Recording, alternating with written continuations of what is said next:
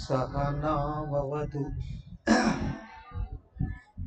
सह वीर्यं करवावहै तेजस्विनावधीतमस्तु मा विद्विषावहै। ओम शांति शांति शांति।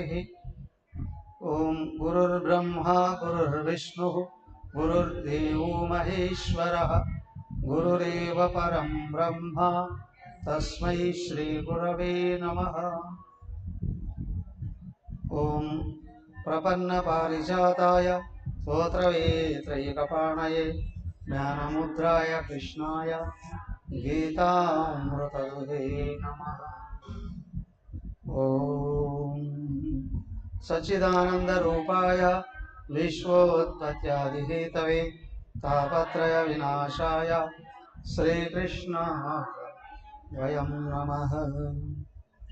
శ్రీమద్ భాగవతం షష్ఠ స్కందం 17వ అధ్యాయంలోకి వచ్చేసాం.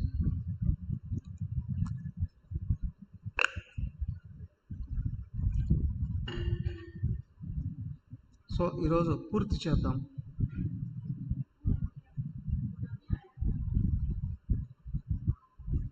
సో కాబట్టి చదివేసేయండి. ఒక్కొక్క అధ్యాయం చదివేస్తే నేను ఎక్స్ప్లెయిన్ చేస్తాను.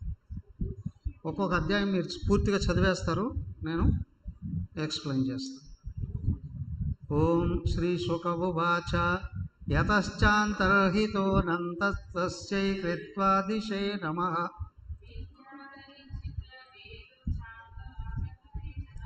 సలక్షం వర్షలక్షాణాం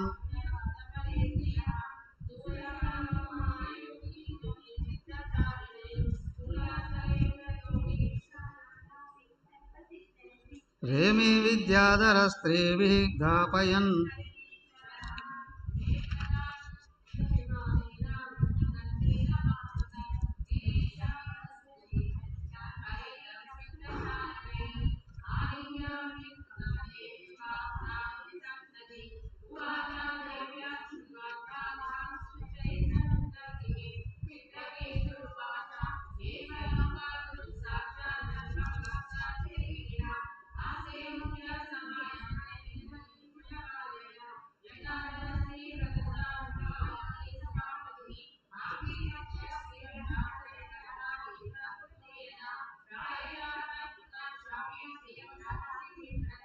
అయం మహావ్రతధరో బిభర్తి సదసి స్త్రియం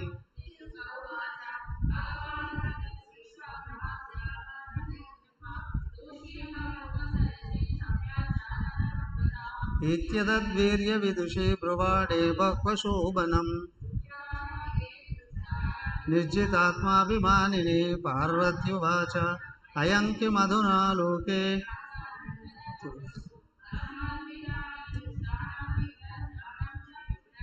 న వేద ధర్మం కిల పద్మయోనిః న బ్రహ్మపుత్రా భృగుర న వై కుమారః కపిలో మనుశ్చ ఏషామనుధ్యేయ పదాబ్జయుగ్మం.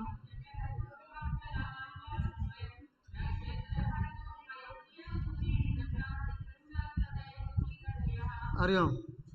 రేపు కూడా క్లాస్ పెట్టుకుంటాము అని అంటే ఈరోజు సగం రేపు సగం చేద్దాం. లేదనుకుంటే ఈరోజు పూర్తి చేయాలంటే చదివేసేయండి, నేను వీలైనంత ఎక్స్ప్లెయిన్ చేస్తాను. ఈరోజే కంప్లీట్ చదివేసేయండి. అయితే అధ్యాయం అంతా చదివితే నేను ఎక్స్ప్లెయిన్ చేస్తాను. ఇది 45 ఉంది, నెక్స్ట్ది 75 ఉంది, ఆ తర్వాత 45.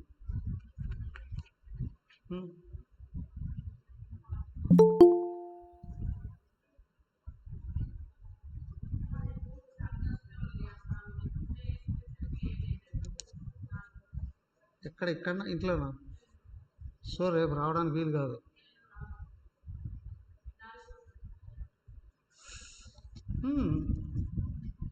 కానీ నాయమర్హతి వైకుంఠ పాదమూలోపసర్పణం.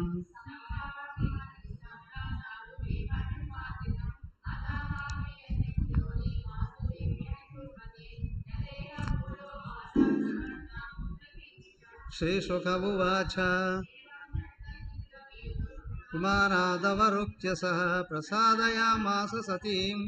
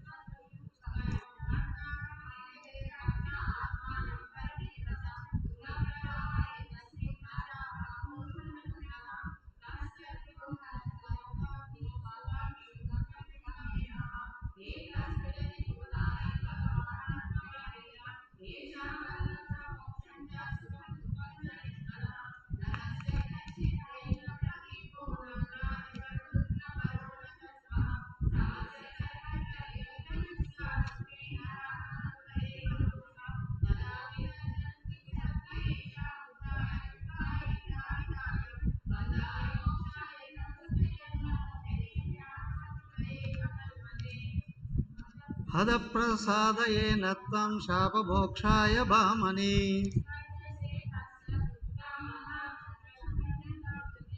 శ్రీశుక ఉవాచ ఇది ప్రసాద్య గిరీశౌ.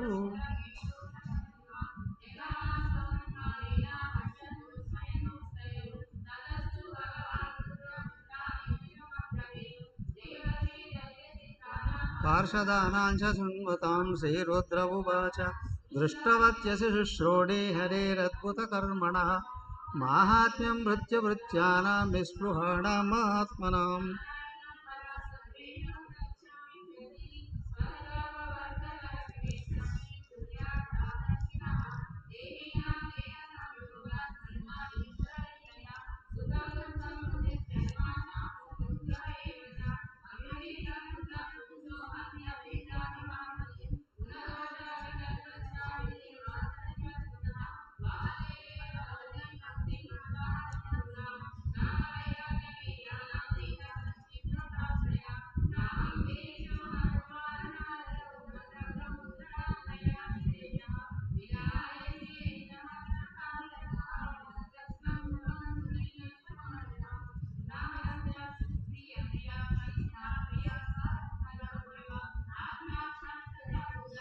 సర్వభూతప్రియో హరిః తస్య చాయం మహాభాగः పుత్రకేతో ప్రియోనుగः సర్వత్ర సమదృక్శాంతో తస్మాన్న విస్మయః కార్య పురుషేషు మహాత్మనః మహాపురుషభక్తేషు శాంతేషు. శ్రీశుక ఉవాచ ఇది శ్రుత్వా భగవతః శివస్యోమాభిభాషితం బభూవ శాంతధీరాజన్ దేవీ విగత విస్మయా.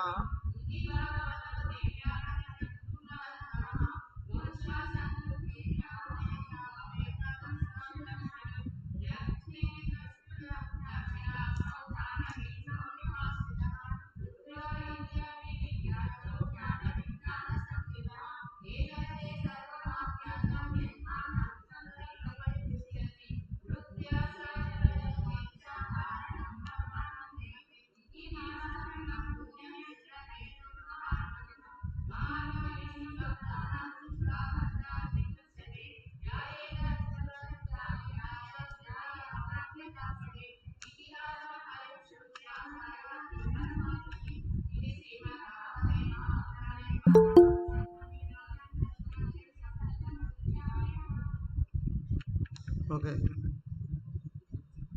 సో ఈ అధ్యాయం అంతా ఏమయ్యా అంటే చిత్రకేతువుకి పార్వతీదేవి శాపం ఇచ్చిందండి.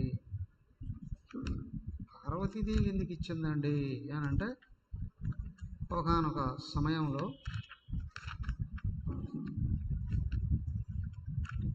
చిత్రకేతువు గురించి చెప్పారు. ఆ విధంగా చిత్రకేతువుకి నారదుడు అంగిరసుడు ఇద్దరు బోధన చేశారు. ఆయన తర్వాత తేరుకున్నాడు. తేరుకున్న తర్వాత నారదుల వారు చిత్రకేతువుకి సంకర్షణ భగవానుని యొక్క ఉపాసన తెలియపరిచాడు. సంకర్షణ భగవానుని ఆయన ఉపాసించి ప్రత్యక్షం చేసుకున్నాడు. సంకర్షణ భగవానుని ఈయన స్తుతించడం వలన ఆయన తృప్తిపడి ఆయన పరమమైన తత్వాన్ని బోధించి అనుగ్రహించాడు. ఎవరు? సంకర్షణ భగవానుడు చిత్రకేతువు సాధన చేసి జీవన్ముక్తుడయ్యాడు. హాయిగా విహరిస్తూ సర్వలోకాలు తిరుగుతున్నాడు. అలాగా విహరిస్తూ ఉన్న సందర్భంలో ఒకసారి ఏమైందయ్యా అంటే ఆయన పైలోకాలలో తిరుగుతున్నాడట, బ్రహ్మలోకం. ఆ సందర్భంలో ఒకసారి ఏమైందయ్యా అంటే ఒక సభ జరుగుతూ ఉందట. సభ జరుగుతూ ఉన్న సందర్భంలో ఈ పరమశివుడు కూడా కూర్చోన్నాడు ఆ సభలో. పార్వతీదేవి కూడా వెళ్ళిందట. పార్వతీదేవి వెళ్ళి పక్కనైనా కూర్చోవాలి, దూరంగా కూర్చోవాలి కూడా నేరుగా వెళ్ళిపోయి శివుడు ఒళ్ళో కూర్చుంది. శివుడు ఒళ్ళో కాకులు ఇచ్చుకొని కూర్చుందట. ఆయన కూడా పక్కకి వెళ్ళిపోమని వెళ్ళలేదట. ఆయన కూడా ఒక చేత్తో చక్కగా కౌలించుకున్నాడంట, సభలోనే కూర్చున్నాడు. ఆ సందర్భంలో అక్కడ తిరుగుతూ ఉన్నటువంటి ఎవరు ఈ చిత్రకేతువు ఉన్నాడే, ఆ చిత్రకేతువు ఆ దృశ్యాన్ని చూసి ఆయనకి ఏమనిపించింది ఏనంటే నచ్చలేదట. ఎవరు? పార్వతీదేవి ఆ విధంగా ఆయన ఒడిలో ఉండడం ఈయనకి ఏమీ నచ్చలేదట. నచ్చకపోతే ఆయన ఊరికే ఉండకుండా ఏం చేశాడు, ఆయన మాట అనేశాడు. ఇంతమంది ఉన్నారు సభలో, అవునా, నువ్వు నేరుగా వెళ్ళిపోయి శివుడు ఒళ్ళోనే కూర్చొని పైగా కౌగిలించుకొని కూర్చున్నావు కదా, ఇట్లా కూర్చోవడం స్త్రీలకు అంటే ఉత్తములైనటువంటి స్త్రీలకు తగునా అన్నాడు. అంతే, ఏ విధంగా కూర్చోవచ్చునా, తగునా అన్నాడు. బ్రహ్మదేవుడు ఉన్నాడు, మిగతా దేవతలు ఉన్నారు, ఋషులు ఉన్నారు, వాళ్ళు ఏం అనలేదు. ఈ శివుడు ఏం నేర్పిద్దాం అనుకున్నాడో, ఆయన ఏం చేయాలనుకున్నాడు, కానీ ఈయనకు నచ్చక మాట అనేశాడు. అనేటప్పటికి ఏమైంది, పార్వతీదేవి కోపం వచ్చేసింది. వీడికి నేను జీవన్ముక్తునయ్యానని అహంకారం, గర్వం వచ్చినట్టుంది అని ఆమెకు బాగా కోపం వచ్చింది. ఎదురుగా అందరూ ఉన్నారు. ఎవరెవరయ్యా? బ్రహ్మదేవుడు ఉన్నాడు, ఆయన కుమారులు భృగు, నారదులు, సనకాదులు, కపిలుడు, మనువు, ప్రజాపతులు, అందరూ ఉన్నారు. వీడు ఒక్కడే ఎందుకు ఇట్లా విమర్శించాడంటే వీడికి బుద్ధి చెడిపోయినట్టుంది, జ్ఞానం ఎక్కువైందని చెప్పి ఆ గర్వం వచ్చినట్టుందని ఆమెకు కోపం వచ్చి ఏం చేసింది, శాపం పెట్టేసింది. దుర్మదే, నువ్వు వెళ్ళి నన్ను విమర్శించిన కారణంగా పాప ఫలితంతో అసురుడుగా పుడతావు అని. అసురుడుగా పుడతావు అని ఏమైంది, ఆయన చిత్రకేతు ఏం బాధపడలా, భయపడలా కదా. ఆయన ఏం చేశాడు, ఒక మాట అనేశాడు. అజ్ఞానం వల్ల జీవరాశులందరూ ప్రారంధం చేత మరి వాళ్ళ సంబంధించినటువంటి కర్మఫలాలను అనుభవించడానికి జనన మరణాలను పొందుతూ ఉంటారు. ఏదో ఈ ఉపాధికి కూడా అలాంటివి ఏదో ఉన్నట్టుంది, కాబట్టి మీరు ఏదన్నారో అది జరుగుగాక అనుకుంటూ ఆయన క్షమాపణ అడగలే, మీరు ఏమనుకున్నారో అది జరుగుగాక అనుకుంటూ వెళ్ళిపోయాడు. వచ్చి మళ్ళీ శరణాగతుడయ్యి అదంతా ఏం చేయలే. ఎప్పుడేమనిపిస్తుంది, ఏమనిపించడం కాదు, ఆయన అటు వెళ్ళిపోయాడు కామ్గా. కానీ ఈమె అడిగింది మళ్ళీ, ఏంటి శాపం పెట్టినా కూడా ఇది బుద్ధి రాదా, అది ఇది అనుకుంటా ఉంటే రుద్రుడు నోరు తెరిచాడు. ఎవరనుకున్నావు, ఆయన విష్ణువుకి పరమభక్తుడు, ఆయన అన్న దాంట్లో తప్పేమీ లేదు, కానీ నువ్వు అకారణంగా అతని శాపాన్ని పెట్టావు. అతను భయపడలా, అంటే ప్రారంభం ఎట్టుంటే అట్లా అనుభవం కలుగుతుంది భువనేశ్వర్. గర్వంతో అనడం కానీ అహంకారంతో అనడం కానీ నువ్వే తప్పుగా అర్థం చేసుకున్నావు. ఆయన విష్ణువు యొక్క భక్తులు, వాళ్ళు స్వేచ్ఛగా తిరుగుతూ ఉంటారు, ఆయన అనుగ్రహానికి లోనై ఉన్నారు, ఆయన అనుగ్రహాన్ని పోగొట్టుకోలేదు. కాబట్టి ఇప్పుడు నువ్వు చేసింది పొరపాటు అని ఆమె అన్నాడు. ఆమె క్షమాపణ చెప్పుకుంది, తనలో తనకి శివుడు క్షమాపణ అయిపోయింది. ఆ పార్వతీదేవి శాపం ఏదైతే ఉందో అప్పుడు ఆయనకు ఆ జన్మ అయిపోయింది. కానీ ఆ తర్వాత వచ్చి ఇక్కడ త్వష్టకు రెండవ కుమారుడుగా యజ్ఞం నుండే పుట్టాడు. ఈయన కూడా నుండే పుట్టాడు, అసుర లక్షణాలతో పుట్టాడు, అసుర జన్మగా పుట్టాడు కదా. అందుకే అక్కడ ఏమయ్యాడు, ఇంద్రుడు వచ్చి యుద్ధం చేస్తూ ఉంటే వజ్రాయుధం దగ్గర పడిపోయినా దాన్ని తీసుకుని ఇంద్రుడి మీదకి వెళ్ళలేదు. నాకు మళ్ళీ జన్మ వద్దు, వచ్చి చంపేసి అనేసాడు కదా.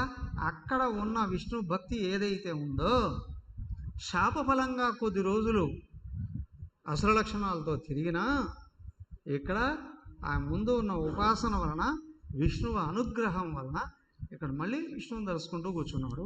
ఈయన వచ్చి తలకాయ కొట్టేయడంతో వెళ్ళిపోయి భగవంతుడిలో కలిసి అవును అయిపోయింది. ఆయన ఆ విధంగా ముక్తుడైపోయాడు కదా. ఆ తర్వాత ఏమైందయ్యా, ఇప్పుడు మళ్ళీ ఇంకొక ప్రశ్న అడిగాడు. ఎవరు? పరీక్షన్ మహారాజు. అయ్యా, దితికి అదితుల సంతానం ఏదైతే ఉందో వాళ్ళ వలన వాళ్ళు దెబ్బలాడుకోవడం వల్ల ఒకసారి ఏమైందంటే మరుద్గణాలు అనేవి కలిగాయి. దితి సంతానం అంతా రాక్షసులు, అదితి సంతానం అంతా దేవతలు, ఆదిత్యులు దేవతలు, వీళ్ళేమంతా రాక్షసులు. కానీ ఆమెకు పుట్టినటువంటి కొంతమంది ఒకేసారి పుట్టారు, 49 మంది. ఆ 49 మంది దేవతల్లో కలిశారు. అది ఎలా జరిగింది, ఆ విషయాన్ని నాకు సంపూర్ణంగా తెలియపరచు అని అడిగాడు. ఎవరు? పరీక్షితుడు. శుక మహర్షి చెప్తున్నాను. ఓకే, ఇప్పుడు చదువు 70 శ్లోకాలు ఉన్నాయి, వరుసగా చదివిన తర్వాత నేను నాకు అదంతా చెప్తాను.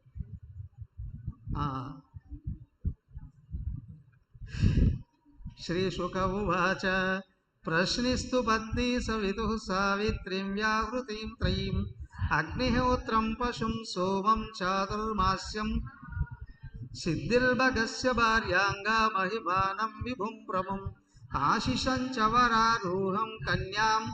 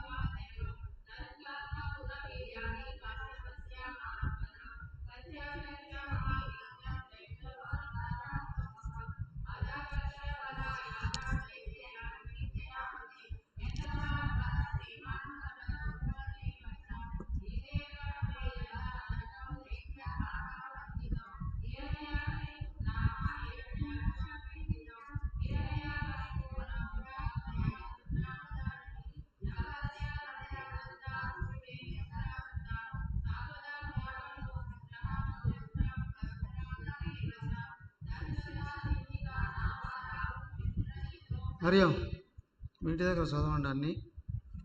దీంట్లో లాస్ట్ 4 శ్లోకాలు చదవండి. 857వ పేజీ 75వ శ్లోకం నుండి చదవండి. ఇంటికి వెళ్ళి చదవండి అవన్నీ. అదంతా ఏంటి అని అంటే అట్లా మొదట మనువు దగ్గర నుండి వాళ్ళ యొక్క వంశం అంతా ఏ విధంగా వచ్చింది, చివరకు వచ్చేటప్పటికి కశ్యప ప్రజాపతికి చాలామంది భార్యలు ఉన్నారు. వాళ్ళల్లో అంత ట్విన్స్లా ఉంటారు, ఇద్దరిద్దరు, దితి అదితి. అలాగా ఆ దితికి పుట్టినటువంటి వాళ్ళందరూ రాక్షసులు, అదితికి పుట్టిన వాళ్ళు దేవతలు కదా. అయితే ఆ దేవతల్లో ముఖ్యంగా ఇంద్రుడు ఉంటాడు. తర్వాత ఇంద్రుడికి తమ్ముడుగా విష్ణువు పుట్టాడు. ఎవరైనా ఆయనే ఉపేంద్రుడు అని, త్రివిక్రముడు, వామనుడు పుట్టారు. ఈ దితికి పుట్టినటువంటి వాళ్ళు హిరణ్యకశ్యపు, హిరణ్యాక్షుడు. ఈ హిరణ్యాక్షుణ్ణి కూడా విష్ణువే చంపేశాడు. మొదట హిరణ్యాక్షుణ్ణి చంపాడు. పెట్టుకుంది. హిరణ్యాక్షుణ్ణి వరాహ రూపంలో వచ్చి మహావిష్ణువు చంపేశాడు. వాడేం చేశాడు, భూమిని మొత్తం తీసుకుని వెళ్ళి సముద్రంలో దాచిపెట్టుకున్నాడట. ఈయన వరాహ రూపం అయితే భూమి లోపలికి సముద్రంలోకి వెళ్ళి భూమిని పైకి తీసుకొని వచ్చి ఆ హిరణ్యాక్షుణ్ణి చంపేశాడు. తర్వాత హిరణ్యకశిపుడు తపస్సు చేసి విష్ణువుని సంహారం చేస్తాను అని వచ్చాడు. ఈ హిరణ్యకశ్యపుడికి కూడా 4 కుమారులు. వాళ్ళ సంతానం అంతా కూడా ఏమైంది చెప్పారు ఇక్కడ, అదంతా చెప్పారు. దాంట్లో చిన్నవాడు ప్రహ్లాదుడు. హిరణ్యకశ్యపుని భార్య పేరు యాక్చువల్గా తెలుగు సినిమాలో వేరేగా చూపించారు, లీలావతి అని, కానీ ఖయాతి అట ఆమె పేరు. అదే పేరు తెలుగులో చూపిస్తే బాగుండదని వీళ్ళు ఇక్కడ పేరు మార్చారు, కానీ యాక్చువల్గా ఖయాతి అట. ఆమెకి కుమారుల్లో వాళ్ళలో లాస్ట్ వాడు గారు ఈయన ప్రహ్లాదుడు కదా. ప్రహ్లాదుడు ఉండగానే ప్రహ్లాదుని చాలా రకాలుగా హిరణ్యకశిపుడు బాధలు పెట్టాడు. అప్పుడేం చేశాడు, ఆ నరసింహమూర్తి వచ్చి హిరణ్యకశ్యపుడిని కూడా చంపేశాడు. సో దితికి పుట్టిన ఇద్దరు పిల్లలు చచ్చిపోయారు. ఇద్దరు చచ్చిపోతే ఆమెకి ఎక్కడ లేని వేదన కలిగిందట. వేదన కలిగి ఎలాగైనా సరే ఆ ఇంద్రుణ్ణి చంపే కొడుకు కావాలి అని కోరుకుంది. ఇంద్రుణ్ణి ఉపేంద్రుడు విష్ణుదేవుడు ఉన్నాడే, ఇదంతా విష్ణుదేవుడు సహాయాన్ని తీసుకొని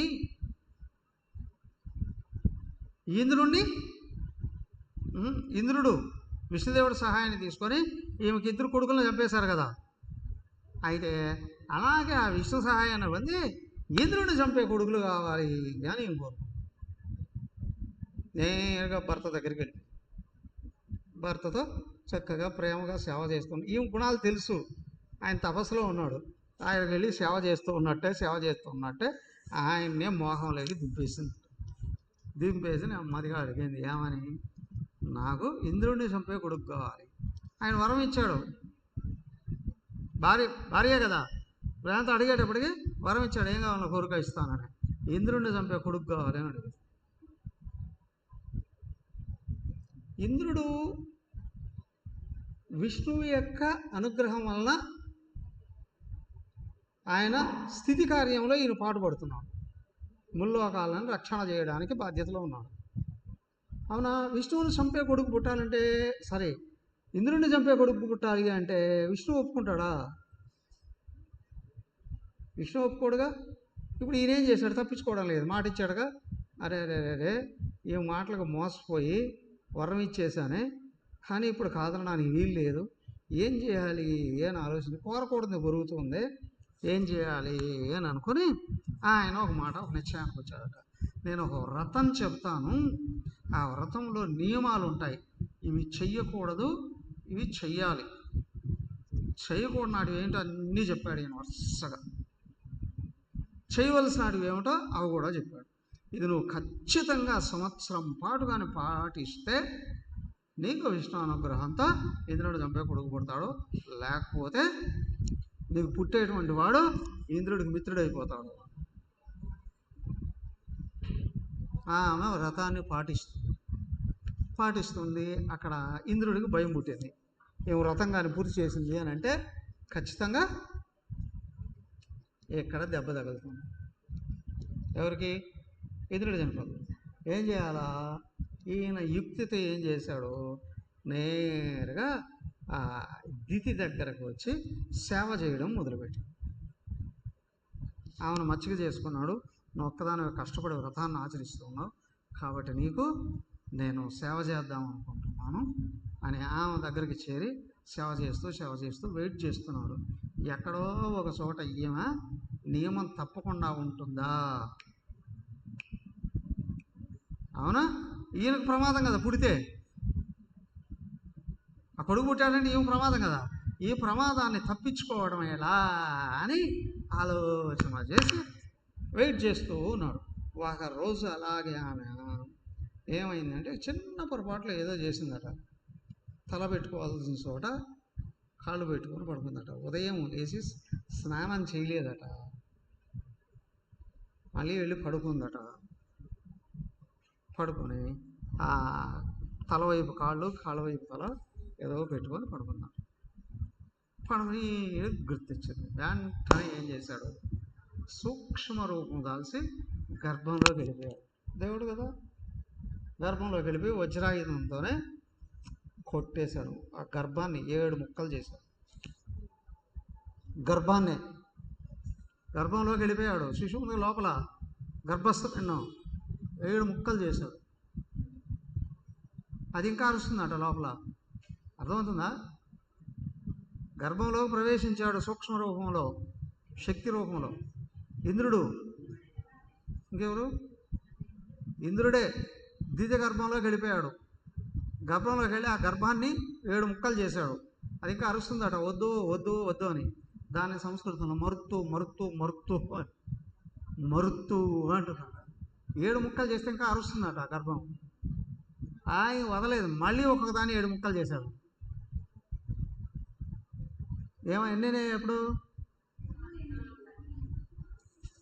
7 ముక్కలు చేశాడు. 7 ముక్కల్ని ఒక్కొక్క దాన్ని మళ్ళీ 7 ముక్కలు చేశాడు.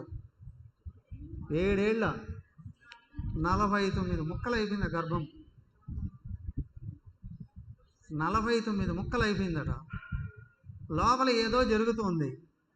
ఆమె అప్పుడు సడన్గా లేచిందట. లేచేటప్పుడు ఈయన ముక్కలు కొట్టేసి బయటకు వచ్చేసాడు. ఏమైందంటే కాళ్ళ మీద పడ్డాడు. మళ్ళీ తల్లి క్షమించు, నువ్వు వ్రత నియమం తప్పావు, నాకు భయం వేసింది వీడు పుడితే నన్ను ఎక్కడ చంపుతాడు అని.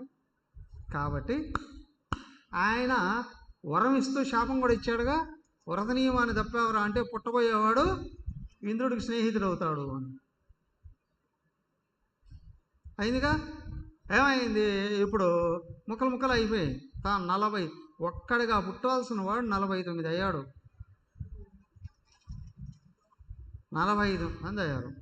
అక్కడ ఈమె ఇంకేం చేస్తుంది? ఇప్పుడు ఏమి చేయడానికి వీల్లేదు. అమ్మ నన్ను క్షమించు, ఆ పుట్టబోయే బిడ్డలందరినీ మా దేవతలు కలుపుకుంటాము. వాళ్ళు 49 ఇంద్రుడితో సహా 50 మంది నీ పిల్లలే అనుకో. ఇప్పుడు ఆమె ఏమీ చేయలేకపోయింది కదా. అప్పుడు ఏమయ్యారు? వీళ్ళు 49 మరుత్తు అన్నారే, అందుకే వాళ్ళు మరుత్తులు అయిపోయారట. వీళ్ళంతా వాళ్ళకు కూడా దేవతలలో భాగం ఇచ్చేశారు. దేవతలకు ఇచ్చే హవిస్సుల్లో వీళ్ళకి కూడా భాగం అట. ఏం చేస్తారు అయ్యాలంటే తుఫాన్లు, విపత్తులు ఉంటాయి, అతివృష్టులు అనావృష్టుల రూపంలో, భూకంపాలు, తుఫాన్లు, సునామీలు, వాటికి అధిపతులను చేశారట వీళ్ళ. అవునా? చెడు చేయడానికైనా మంచి చేయడానికైనా అధిదేవతలు ఉంటారు పైన కదా. వాటికి వీళ్ళని అధిపతులను చేశారు, దేవతల్లో కలిపేసుకున్నారు. ఆ విధంగా ఏమైందయ్యా అంటే ఆ దితికి పుట్టినటువంటి వాళ్ళు కూడా దేవతాంశలుగా మారిపోయి దేవతల్లో కలిసిపోయారండి. అయిందా కదా. ఇప్పుడు చూడండి 75. ఆరాధ్యత్మప్రదం దైవం స్వాత్మానం జగదీశ్వరం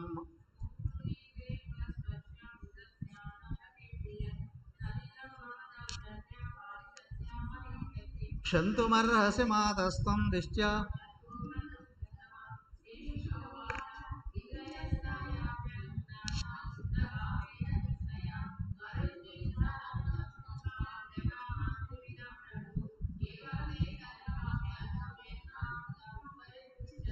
मंगलम मरुदां जन्म किं भूमि कथयामि ते इति श्रीमद्भागवते महापुराणे पारमहंस्यां संहितायां षष्ठस्कन्धे अष्टादशोऽध्यायः अथ एकोनविंशति अध्यायः पुंसवनव्रतविधानः राजोवाच व्रतं पुंसवनं ब्रह्मन् भवता यदुदीरितम् ओके షూర్ రెండు శ్లోకాలు ఇది 860 పేజీలో 28వ శ్లోకం చదవండి. తుష్టా ప్రయచ్చంతి సమస్త కామాన్ హోమావసానే హుతభుక్ శ్రీహరిశ్చ రాజన్మహన్ మరుతాం జన్మ పుణ్యం దితేర్వ్రతం చాభిహితం మహత్తే ఇది శ్రీమద్భాగవతే మహాపురాణే పారమహంస్యాం సంహితాయాం షష్ఠస్కందే ఏకోనవింశోऽధ్యాయः. ఇది పుంసవన విధానం అని ఇదంతా చదువుకోండి. ఈ 2 అధ్యాయాలు పారాయణం చేయండి, దాని అర్థం కూడా చదువుకోండి. అవసరమైంది చెప్పేశాను, ఇది మీరు చదువుకుంటే సరిపోతుంది. ఓకే, దీంతో ఇది ముగిస్తున్నాం. కాకపోతే నెక్స్ట్